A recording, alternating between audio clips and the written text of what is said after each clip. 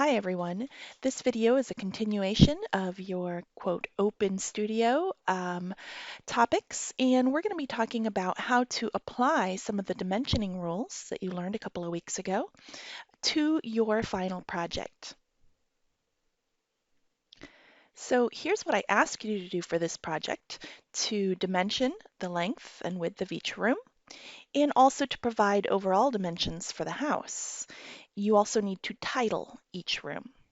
But let's go into a little bit more detail.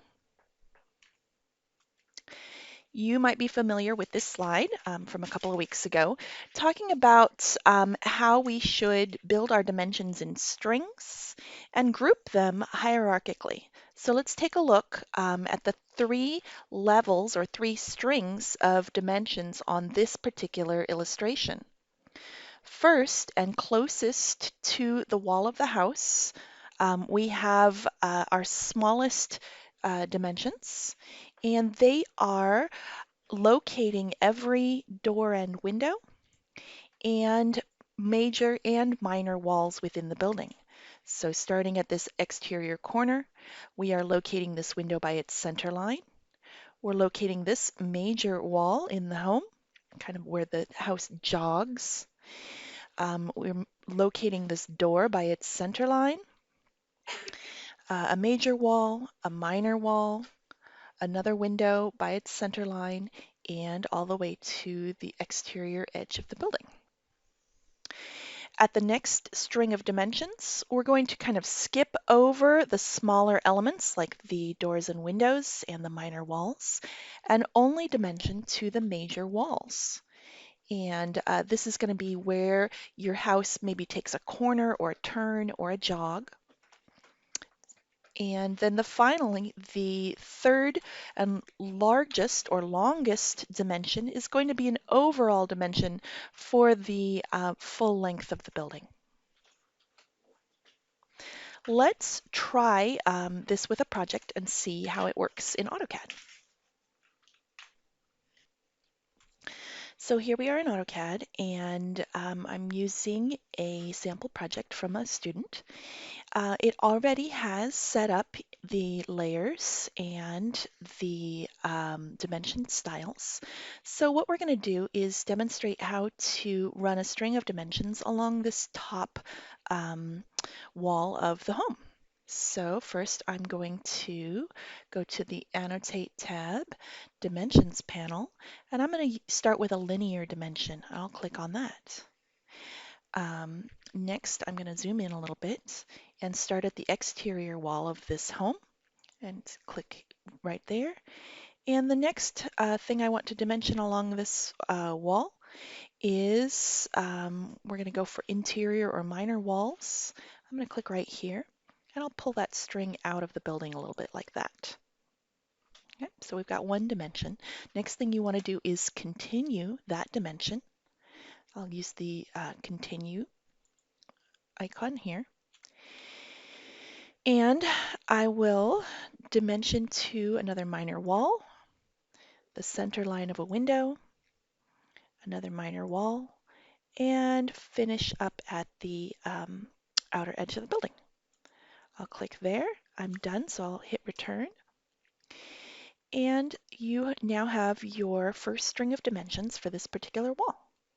Now you don't need a second one. There aren't any jogs or changes in this particular elevation of the building. So we're just going to do two strings of dimensions. We've already done the first one. The second one is an overall. So I've used a linear dimension, and I'm going to add that right there. Let's see how this is going to look in a little bit more complicated side of the building.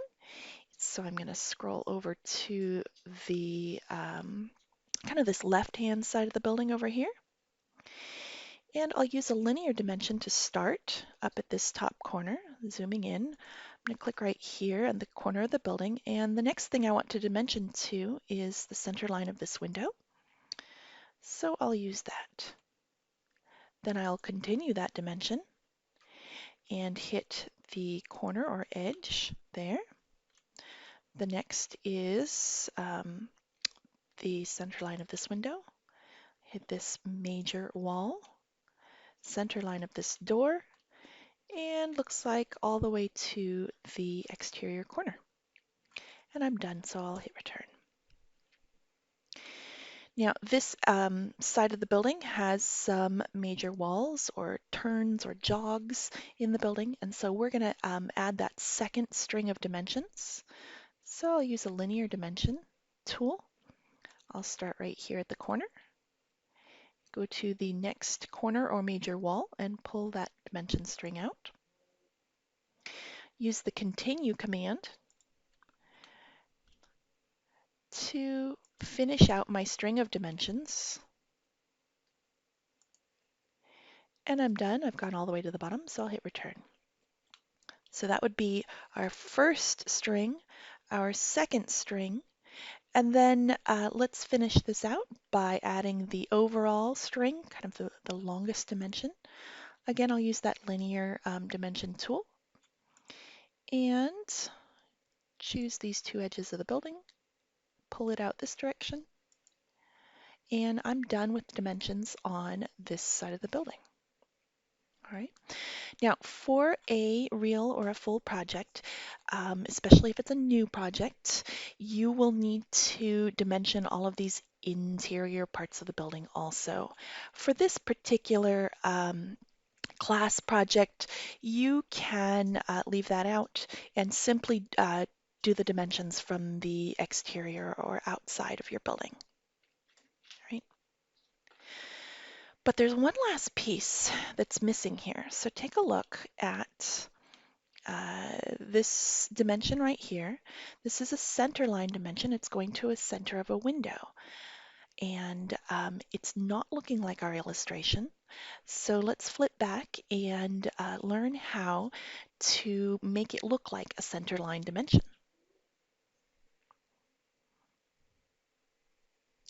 So center line dimensions measure to the center of something, like this door.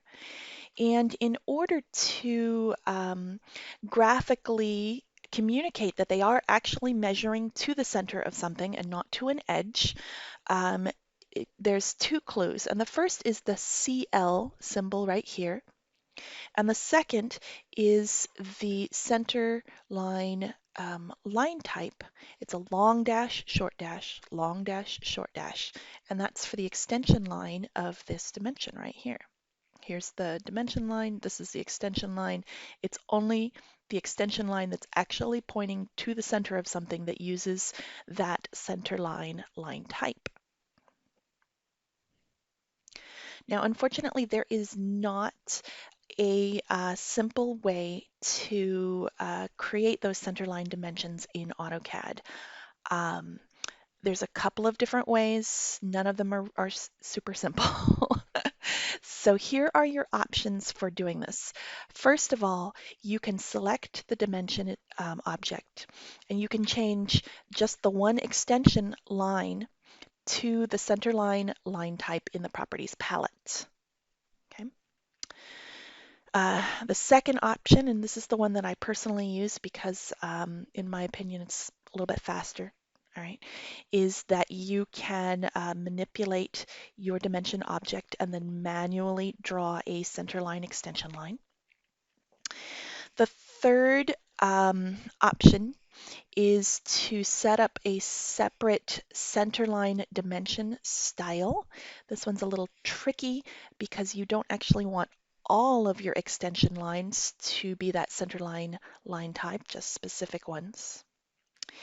And there's a fourth option that's well beyond the scope of this class to use some Autolisp programming and solve this problem.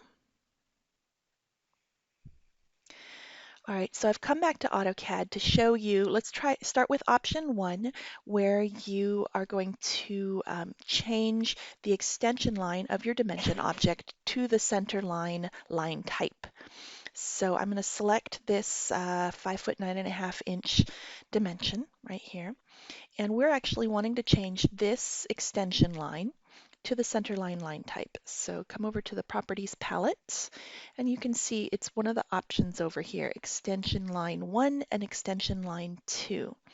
So you have to figure out which one is line number one and which line one is line number two. It's not always that easy or intuitive to figure out which one is number one and number two. Depends on which direction you've drawn the dimension.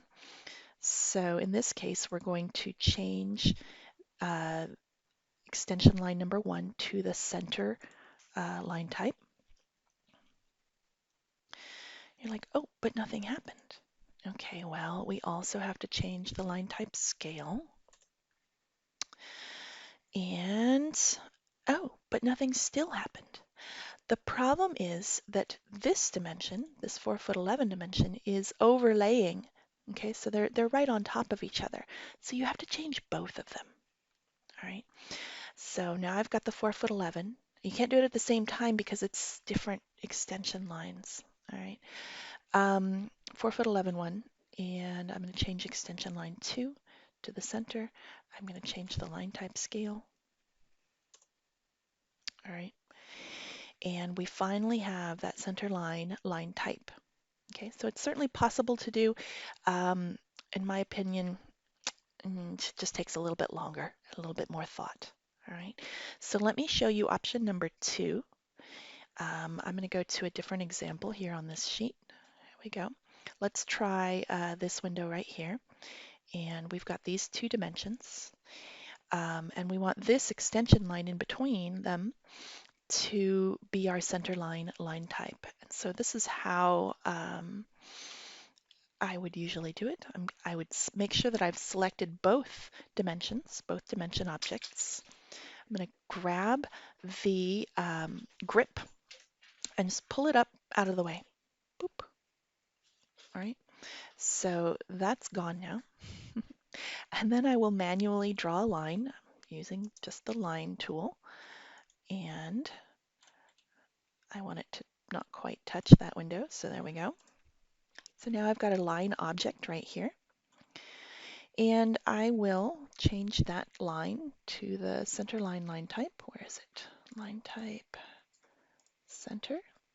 And I'm probably going to have to change its line type scale also. So in this way, we've still got dimension objects. Here's one, here's another one. And we have a separate object that is just a line with that center line type.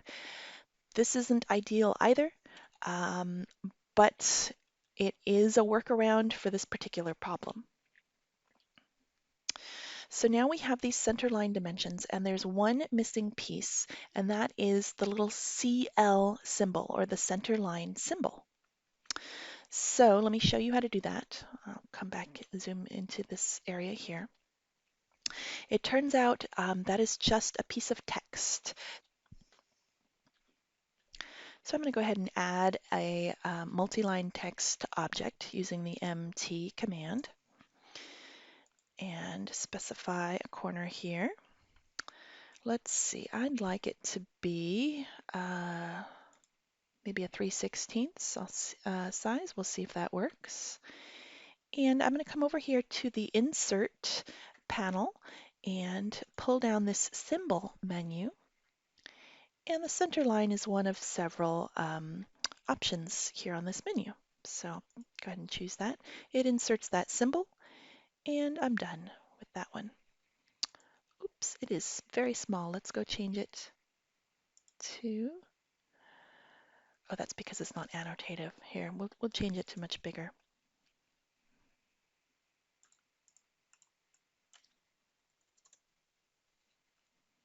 All right, and once I've got it the size and style that I want, I will align that with our center line dimension, and you're done with that spot. Once you've drawn this once, by the way, you can copy it to any other location that you want. And it could go right here.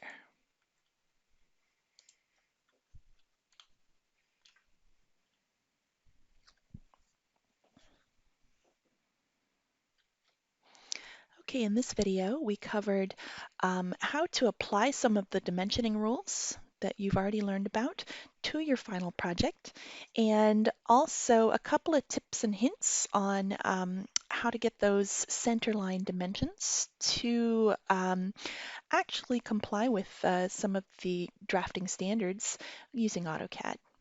Thanks, everybody.